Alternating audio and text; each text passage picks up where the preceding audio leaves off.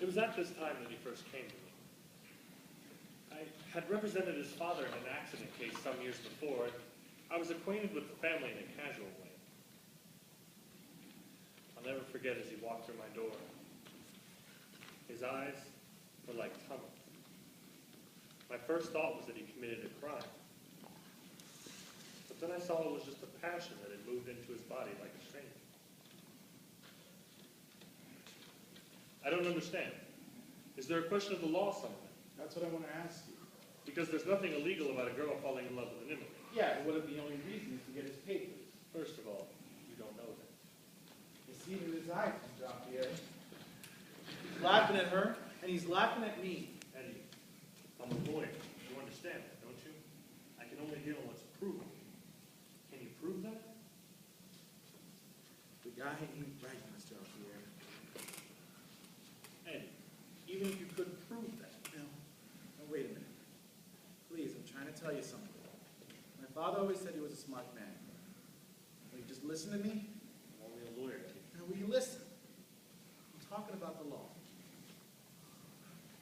A man, when he comes to the country legal, don't it stand to reason that he's going to take every penny and put it in the sock? Because they don't know one day from another, right? Okay. He's spending. Records he buys, jackets, shoes. This guy ain't worried. This guy is here. So it must mean that he's got it all laid out in his mind. He's staying, right? Well, what about it? Well, I'm talking confidential, ain't I? Certainly. I mean, you don't go no place but here. Even my wife, I didn't exactly like to say this. What is it? The guy ain't right, Mr. Alfieri. What do you mean? I mean, he ain't right. Did you ever get a look at him? Not that I know of, no. He's a blonde guy. Like platinum. You know what I mean? No.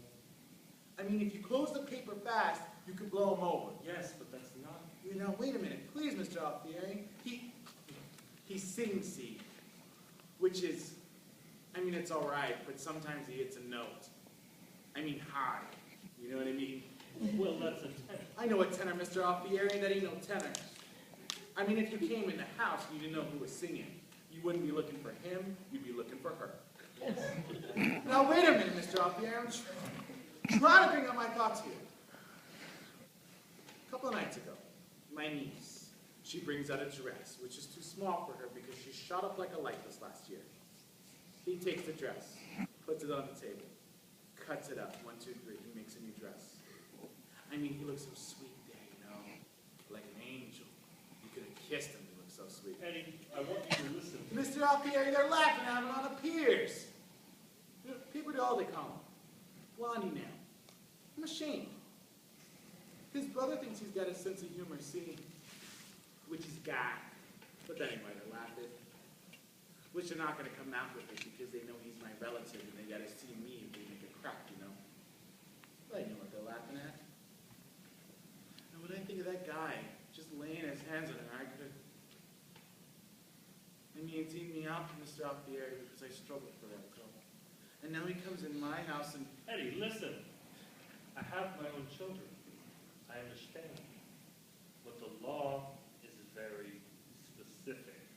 The law does not have anything. You mean even if he's a punk? Even if he's a no good? You have no recourse in the law, Eddie. Nothing. There's nothing you can do. There's only one legal question here. What? The manner in which they entered the country. But you don't want to do anything about that, now do you? What do you mean? Well, they entered illegally. Ah, Jesus, no. I wouldn't do anything about that. But let me talk now, eh? But Mr. Alfieri, I really can't believe what you're telling me. I mean, there Eddie, must be some. I want you to listen to me. Sometimes God, he mixes up the people. Every man's got somebody. The wife, the kids. Everybody's got somebody to love. But sometimes there's too much, Eddie. And it goes where nothing. A man works hard. He raises a child. Sometimes it's a niece. Sometimes realizes it's a daughter. And over the years, he doesn't realize it, but there's too much love for the daughter. There's too much love for the niece. Do you understand what I'm saying? You're basically saying I shouldn't look out for our own good? Yes, Eddie, but that's where it has to end.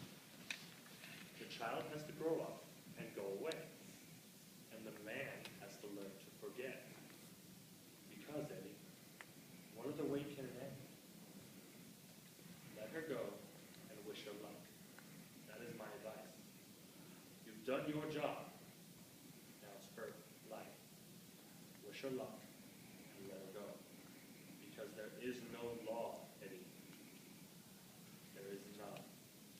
You mean to tell me that there's no law, but you got it. Go to work. There's nothing you can do.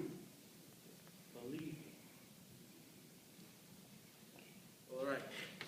Thanks. Thanks very much. What are you going to do? Well, what can it be? I'm a patsy. What can a patsy do? I worked like a dog for 20 years, so a punk could have it. That's what I done. I mean, in the worst times. In the worst. When there wasn't a ship coming in the harbor, I didn't stand around looking for relief. I hustled. When there were empty piers in Brooklyn, I went to Hoboken, Staten Island, the West Side, Jersey, all over. Because I made a promise. I took out of my own mouth for that girl. I took out of my wife's mouth. I walked hungry plenty of days in this city. And now, I gotta sit in my own house and look at a son of a bitch punk like that, when she came out of nowhere. I give him my house to sleep, I give him the blankets off my bed, and he takes and puts his dirty, filthy hands on her She's like a a goddamn... grown woman now. He's stealing from me. She wants to get married. She can't marry you, can she? What the hell are you talking about marrying me? I don't know what the hell you're talking about. I gave you my advice, Eddie. That's it. Let her go and wish her luck.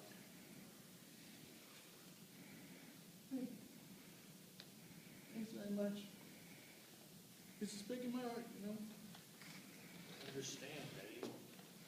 Put it on your mind. Can you do that? I'll see you around. There are times when you want to raise an alarm, but nothing has happened. I knew. I knew then and there. I could have finished this whole story that afternoon. It wasn't as though there was some great mystery to unravel. I could see it all coming, step after step, like a dark figure walking down a hallway toward a certain